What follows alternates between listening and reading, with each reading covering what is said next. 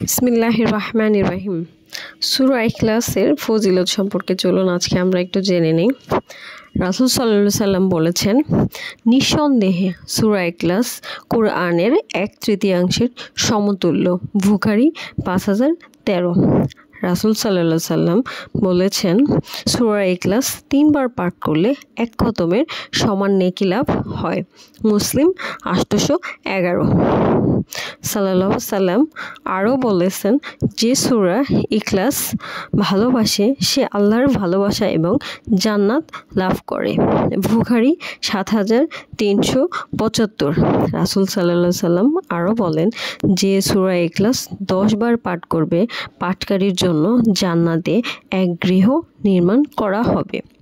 সহিহুল 6447।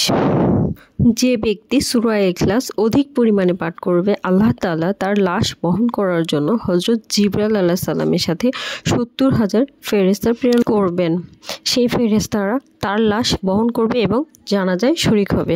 প্রিয় মুসলিম ভাই বোনেরা, নিজে আমল করুন, অন্যকেও করার সুযোগ করে দিন।